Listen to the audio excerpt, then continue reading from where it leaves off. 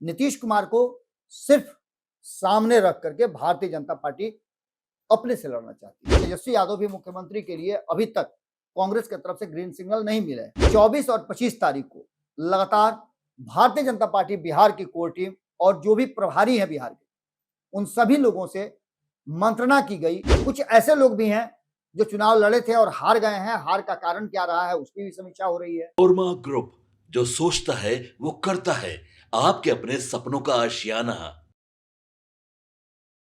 नमस्कार, एक बार फिर से आपका बहुत बहुत अभिनंदन करते हैं, स्वागत करते हैं। भारत लाइव देख रहे हैं आप और कहानी में ट्विस्ट लेकर के आपके सामने हाजिर हुआ है। पिछले 48 घंटों से लगातार बिहार की राजनीति ने एक बार फिर से दिशा बदली है और इस बार दिशा बदली है भाजपा की तरफ से। आपको जैसा कि जानकारी मिला भी होगा कि अमित शाह का इसी सप्ताह में दूसरा दौरा होने वाला है और अमित शाह के दौरा से पहले भारतीय जनता पार्टी ने अचानक से अपना कप्तान बदल दिया है। टीम के कई ऐसे सदस्य हैं जिनको बदलने की तैयारी चल रही है और कप्तान के साथ साथ उप कप्तान भी बदले गए हैं। बहुत सारी चीजें बदली हैं। एक नई स्ट्रेटजी के साथ भारतीय जनता पार्टी इस बार के चुनाव में उतरना चाहती है। पिछले 2-3 महीनों में जो माहौल बदला है उसको लेकर के भारतीय जनता पार्टी ने माइक्रो लेवल पे मॉनिटरिंग की है और जो सर्वे रिपोर्ट्स आ रहे हैं उसके आधार पर अपनी स्ट्रेटजी में बदलाव कर रही है। आपने देखा होगा कि 2024 के चुनाव में जरा सी स्ट्रेटजी गड़बड़ाई क्या या फिर जनता ने मूड बदला कि भारतीय जनता पार्टी फिर से अलर्ट हो गई और बिहार चुनाव को बहुत ज्यादा तरजीह देने लगी, जिसका नतीजा धीरे धीरे करके चीजें बदलने लगी हैं। आज जो हम आपके सामने लेकर के आए हैं उसमें शाह के आने से पहले बिहार में कप्तान तो बदल ही दिया गया है, उप कप्तान और जो सेकंड नंबर के हैं उनको भी बदला गया है और इसको बदलने के पीछे की कहानी और इसकी स्ट्रेटजी तब आपको समझ में आएगी जब ये पूरा एपिसोड आप देखेंगे। लड़ाई नीतीश कुमार बनाम लालू प्रसाद होती रही है, लेकिन इस बार की लड़ाई नीतीश कुमार को सिर्फ सामने रख करके भारतीय जनता पार्टी अपने से लड़ना चाहती है। नीतीश कुमार को मुख्यमंत्री बनाने के लिए भारतीय जनता पार्टी भले ही उनके नाम का अनाउंसमेंट नहीं की हो, लेकिन इस बार की लड़ाई का दिशा भारतीय जनता पार्टी ने बदल दिया है और बिहार में माहौल भी बदला है। जो लड़ाई नीतीश और लालू के बीच में हुआ करती थी वो लड़ाई अब कांग्रेस और भाजपा के बीच की होने जा रही है।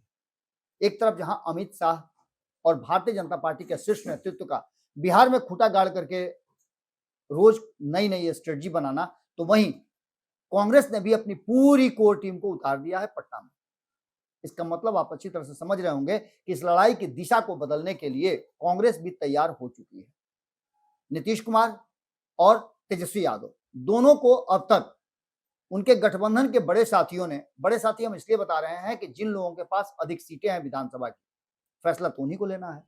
नीतीश कुमार को बहुमत साबित करना था 2024 में जब वो लौट करके आए थे इंडिया गठबंधन से एनडीए गठबंधन की तरफ, तो भारतीय जनता पार्टी ने इसे प्रेस्टीज बना करके और किस तरह से बहुमत साबित कराया था और नीतीश कुमार को मुख्यमंत्री की कुर्सी पर विराजमान कराया था, ये सबको पता है।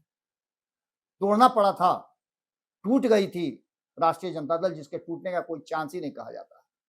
खैर, इन सारी बातों के साथ साथ तेजस्वी यादव भी मुख्यमंत्री के लिए अभी तक कांग्रेस की तरफ से ग्रीन सिग्नल नहीं मिले। ऐसी स्थिति में ये लड़ाई जो है कहीं ना कहीं भारतीय जनता पार्टी इस तरह से लड़ना चाहती है कि सरकार तो हर हाल में वो बनाए और उसकी सीटें भी बढ़े। सर्वे के रिपोर्ट में भी बहुत सारी बातें सामने आई हैं, जिसमें आरएसएस का सर्वे कुछ अलग कहानी कह रहा है, तो वहीं अलग अलग सर्वे एजेंसियों ने इस बात की तरफ इशारा कर दिया है कि इस बार सबकी सीटें घटेगी लेकिन भाजपा की नहीं घटेंगी। क्यों नहीं घटेंगी, इसके पीछे भी कहीं ना कहीं भारतीय जनता पार्टी की अपनी एक सोच है, उसकी स्ट्रेटजी है। स्ट्रेटजी क्या है, तो पिछले 48 घंटे से 24 और 25 तारीख को लगातार भारतीय जनता पार्टी बिहार की कोर टीम और जो भी प्रभारी हैं बिहार के, उन सभी लोगों से मंत्रणा की गई। 15-15, 16-16 घंटे बैठ करके एक एक सीट पर माइक्रो लेवल पे बातचीत की गई। जिलाध्यक्ष को बुलाया गया, विधानसभा प्रभारी को बुलाया गया, यहां तक कि बूथ लेवल के लोगों से भी उनके फीडबैक लेकर के इस बार भारतीय जनता पार्टी चुनाव में उतरना चाहती है। और सबसे बड़ा फैक्टर कि जितनी सीटों पे चुनाव लड़ेगी उसमें से 90% के आसपास उसका रिकॉर्ड जीतने वाला हो। यह संभव कैसे होगा, इसको लेकर के मंथन के दौर से गुजर रही है। चुनाव प्रभारी बदले गए हैं, हमने आपको बताया कि कप्तान बदला गया है और कप्तान ऐसा बदला गया है जिस कप्तान ने 2014 और 2015 की लड़ाई बिहार में लड़ी है, परिवर्तन की लड़ाई लड़ी है और परिवर्तन 2025 में भी बिहार कर सकता है। बिहार में परिवर्तन जब जब हुआ है तब तब आपने देखा होगा कि देश में परिवर्तन हुआ है। बिहार अक्सर कुछ नया करता है, कुछ नई स्ट्रेटजी बनाता है और यहां से इस देश की राजनीति की दशा और दिशा तय होती है। यही कारण है कि लोकतंत्र की जर्नी भी कहा जाता है। धर्मेंद्र प्रधान को एक बार फिर से लगाम दिया गया है चुनाव का, और चुनाव का लगाम देने के पीछे आप समझ ही सकते हैं कि 2014 में जब प्रधानमंत्री बने थे नरेंद्र मोदी, तो धर्मेंद्र प्रधान ही बिहार के प्रभारी हुआ करते थे। दूसरी तरफ जब नरेंद्र मोदी प्रधानमंत्री बने तो उत्तर प्रदेश, जो देश का सबसे बड़ा राज्य है, उसके प्रभारी हुआ करते थे अमित शाह। यानी आप समझ सकते हैं कि उत्तर प्रदेश और बिहार का कैसा संबंध है, और इस रिश्ते ने देश के प्रधानमंत्री कई बार बनाए हैं। ऐसी स्थिति में एक और केशव प्रसाद मौर्य को लाया गया है, जो कि उत्तर प्रदेश के उप मुख्यमंत्री भी हैं और जिस समाज से आते हैं वो भी आप अच्छी तरह से जानते होंगे। महाराष्ट्र, जो चक्र कहा जाता है कि खेल करता है, खेल करता है, महाराष्ट्र में खेल हुआ, महाराष्ट्र से भी सी आर पाटिल को लाया गया। अब आप अच्छी तरह से इस पूरी कहानी को समझ रहे होंगे कि जातीय समीकरण के साथ साथ क्षेत्रीय समीकरण को साध करके भारतीय जनता पार्टी ने 3 लोगों को बिहार की जिम्मेवारी दी है। बिहार की टीम कैसे मैच खेलेगी, इसका पूरा निर्धारण जो है फील्ड से बाहर ये तीनों मिलकर के तय करेंगे, और ये तीनों को अच्छी तरह से पता है कि उनका रोल क्या है। खास करके अगर बात करें धर्मेंद्र प्रधान की, तो उन्होंने 2014 और 2015 में बिहार की दशा और दिशा घुमाने की कोशिश की थी और सफल भी रहे थे। खैर, इन सारी बातों के साथ साथ अब हम आते हैं मुख्य मुद्दे पर, जिसको लेकर के हम आपके सामने हाजिर हुए हैं कि दर्जन भर से ज्यादा सिटिंग विधायकों को ऊपर गाज गिरने वाली है। इसके पीछे का भी एक बड़ा कारण है कि भारतीय जनता पार्टी इस बार कोई भी रिस्क लेना नहीं चाहती। दर्जन भर से ज्यादा ऐसे विधायक हैं जिनका 2020 के चुनाव के आधार पर समीक्षा हो रही है। कुछ ऐसे लोग भी हैं जो चुनाव लड़े थे और हार गए हैं, हार का कारण क्या रहा है उसकी भी समीक्षा हो रही है। उन्हें फिर से मौका दिया जाएगा कि नहीं दिया जाएगा, इस पर भी मंथन चल रहा है, और उनका फीडबैक क्या है, इस 5 सालों में हारने के बाद भी उन्होंने क्या किया है। एक फैक्टर तो यहां सामने आ गया है। दूसरा फैक्टर है कि जीतने वाले विधायक किस स्थिति में हैं, जनता का उनके प्रति रुझान क्या है, और उन्होंने किस तरह से इन 5 साल में अपने जीत का जश्न मनाया है, या जीत का स्वाद चखने से अलग उन्होंने लोगों के बीच में रह करके उस बात को, जिस बात का वादा भारतीय जनता पार्टी और एनडीए गठबंधन ने किया था, उसको पूरा करने में लगाया है। ये सभी बातें और सभी चीजों पर जिला स्तर पर जो जिला अध्यक्ष हैं और जिला के प्रभारी हैं, जिला के जो पदाधिकारी हैं, उन सभी को बुला करके समीक्षा की गई है।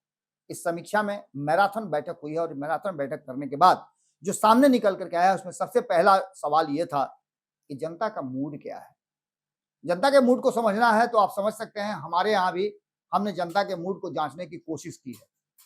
भारत लाइव ने लगातार लगभग अब तक 150 विधानसभाओं में जनता का मूड जानने की कोशिश की है।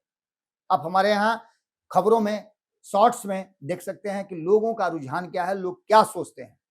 अलग अलग अवसरों पर भी हमने लोगों के मत जाने हैं। जब राहुल गांधी की यात्रा चल रही थी तब भी हमने लोगों के मत जाने हैं, और तेजस्वी यादव जब यात्रा पर है तब भी हमने लोगों का मत जाना है।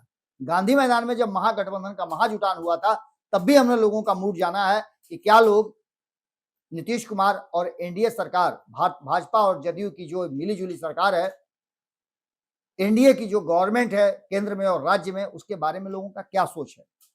इसके अलावे जो अलग अलग चीज है कि 20 साल तक एनडीए गठबंधन या नीतीश कुमार बिहार की, अगर 9 महीने को छोड़ दें तो 20 सालों तक नीतीश कुमार जो बिहार की सत्ता पर काबिज रहे हैं, नीतीश कुमार पर एंटी इनकम्बेंसी लगती है या नीतीश कुमार से लोग कितने संतुष्ट हैं, इस पर भी मंथन करने की बात सामने आई है। बात यही नहीं है, इसके अलावे भी आपको बता दें कि क्या जो वर्तमान सरकार है केंद्र की और राज्य की योजनाएं ला रही हैं, उन योजनाओं से लोग कितना इत्तेफाक रखते हैं। शासन से लोग खुश हैं या खफा हैं। इसका भी आकलन माइक्रो लेवल पे करने की बात की गई थी और उस पर भी काफी चर्चा हुई है। बूथ स्तर पर लोगों का रुझान क्या है, जातीय समीकरण कितना हावी रहेगा, या फिर जो नीतीश कुमार और भारतीय जनता पार्टी ने मिलकर के लोगों के फायदे के लिए बात की है, आम लोगों के जीवन स्तर को सुधारने की बात की है, उस पर काम करेगा। ये सभी परिस्थितियां कहीं ना कहीं इस बात की तरफ इशारा कर रही हैं कि जो लड़ाई एनडीए बनाम इंडिया थी, उस लड़ाई को और ज्यादा अपने तरफ से मजबूत बनाने के लिए, अपना पॉइंट बढ़ाने के लिए, और फील्ड में जब उतरे तो लोग चिल्ला करके कहें कौन जीतेगा कौन हारेगा। प्रैक्टिस मैच में ही भारतीय जनता पार्टी अपना ग्राफ ऊपर रखना चाहती है और एनडीए को ऊपर रखना चाहती है। एनडीए गठबंधन के बाकी के जो साथी हैं, आपने देखा होगा कि उनके बीच भी मंत्रणा हो रही है, बातें हो रही हैं, और सबने कहा है कि हम 243 सीटों पे चुनाव लड़ रहे हैं। हर दल के उम्मीदवार जो उतारे जाएंगे, उनकी सबसे बड़ी क्वालिटी अगर कुछ होगी तो वो होगी विनेबिलिटी की। इसके आधार पर भारतीय जनता पार्टी ने अपने एनडीए गठबंधन के साथियों को भी यह बात स्पष्ट कर दिया है। और इस मीटिंग का एक उद्देश्य यह भी था कि किसी भी गठबंधन के साथी का कोई भी उम्मीदवार हो, उसको हर तरह से मदद करनी है, क्योंकि 2024 में भारतीय जनता पार्टी और एनडीए को इसका झटका लग चुका है।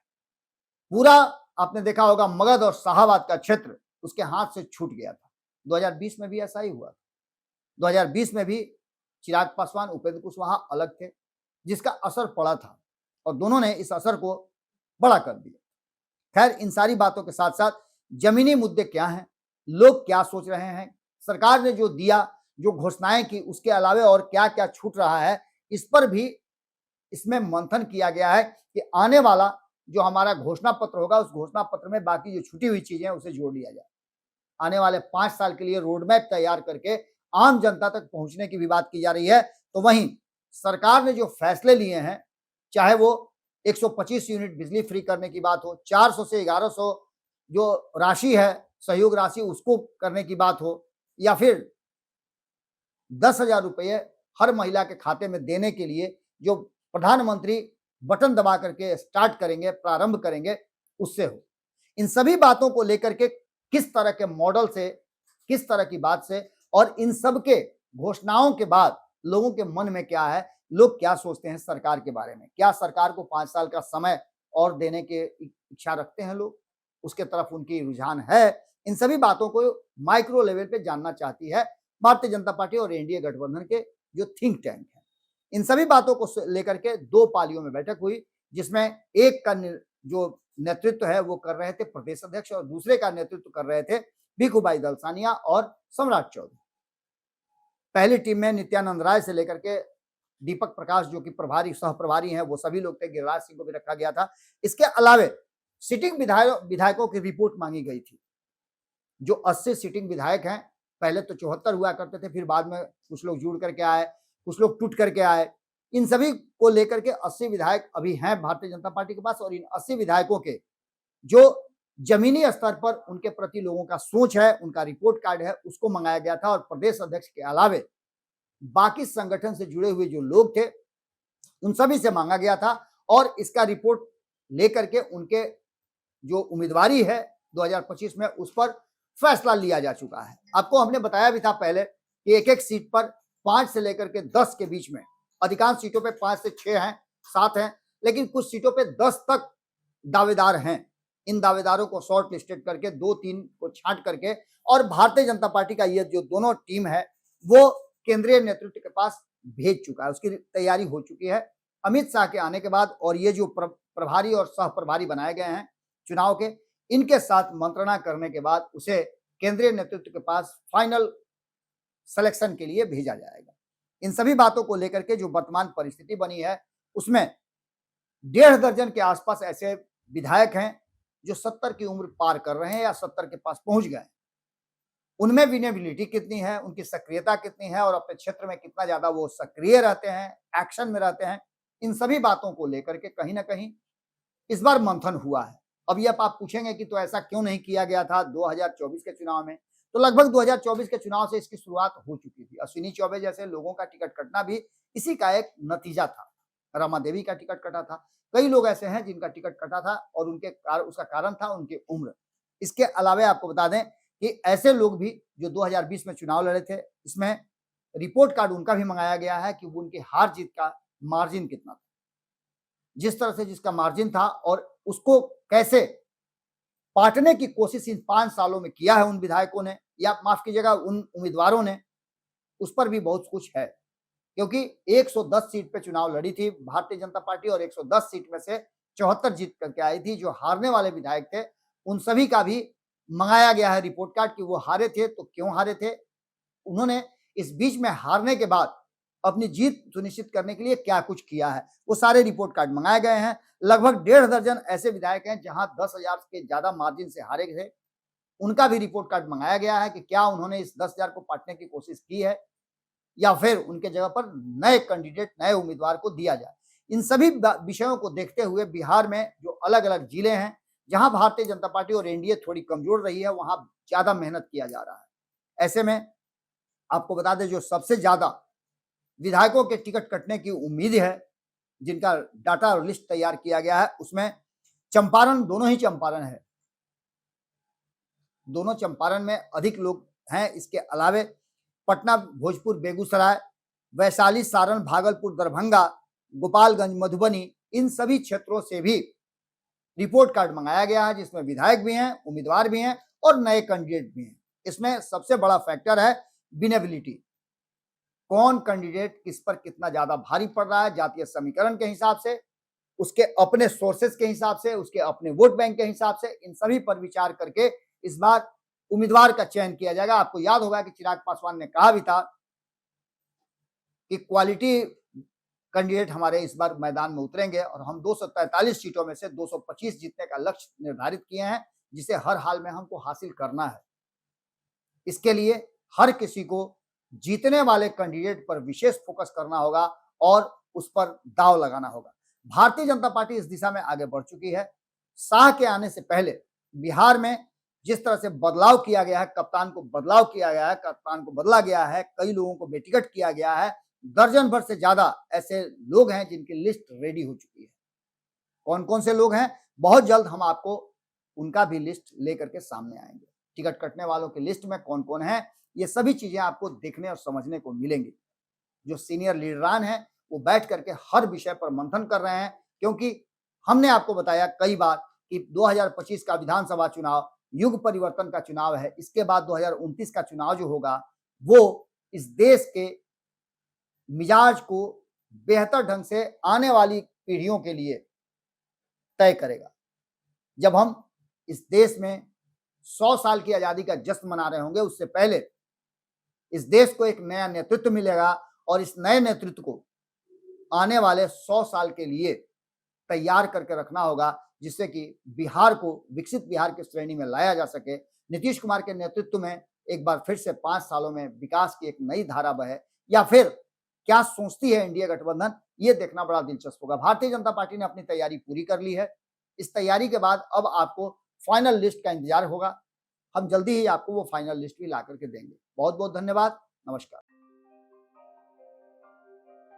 आपके सपनों को हमने सजाया है, ई होम्स पैनोरामा को हमने बनाया है। ई होम्स मेरा एक सपना था जिस पे मैं पिछले 4 साल से काम कर रहा था। हमने जो बनाया है वो सबने है माना। ई होम्स पैनोरामा में हो आपका भी आशियाना। और फाइनली हमने 2021 में इस प्रोजेक्ट को लॉन्च किया। बहुत लोग अप्रिशिएट कर रहे हैं कि पूर्णिया जैसे शहर में, बिहार के, एक तो बिहार की बात करें उसमें भी पूर्णिया जैसे छोटे जगह में इस तरह का लाइफस्टाइल देना, ये सुन के हम लोगों को बहुत अच्छा लगता है। ई होम्स में हमने कुछ और भी किया है, जैसे हम जिस जगह में रह रहे हैं हमारे फैमिली सिक्योर हो, उनको सिक्योरिटी का ध्यान में रखा है। आपकी सुविधा और सुरक्षा आपके लिए खास है, ये आपका विश्वास है। इसमें आर्टिफिशियल इंटेलिजेंस का 7 लेयर सिक्योरिटी का हमने इस्तेमाल किया है। लस ग्रीन कैंपस को बनाया है। यदि हमारा बाउंड्री वाल है तो वो वर्टिकल गार्डन है। ये जितनी भी फैसिलिटी होता है एक इंटरनेशनल टाउनशिप में, ई होम्स है, ये हम लोग विश्वास नहीं कर पा रहे हैं। जो भी हमारे मित्र, दोस्त या जो भी हमारे बाहर के बाहर आते हैं तो हम लोगों को बहुत अच्छा सुनने को मिलता है और बहुत अच्छा क्रेडिट मिल रहा है। वो सारा हमने सिर्फ एक बिल्डिंग नहीं बनाया, हमें एक बहुत अच्छा लाइफस्टाइल दिया ई होम्स में, और मेरा एक सपना था जिसको मैं आज फुलफिल होते हुए देख रहा हूँ। ये आपका आवास है। ई होम्स पैनोरमा में अब आपका निवास है। E homes panorama, luxurious lifestyle redefined. Panorama group, जो सोचता है वो करता है। अगर ये वीडियो पसंद आई और वह बिहार के राजनीति और बिहारियत से सरोकार रखेनी तो सब्सक्राइब बटन दबा के चैनल के सब्सक्राइब कर ली। ओजे एगो घंटी बा, ओकरा बटन दबा देला से कुल सटीक और मारक खबर रुआ मुफ्त में मिल जाई। अगर रुआ पत्रकारिता के हमनी के नया प्रयोग में सहयोग कर चाहतानी तो ज्वाइन बटन दबा दी। पेटीएम नंबर नोट कर ली 9386816700।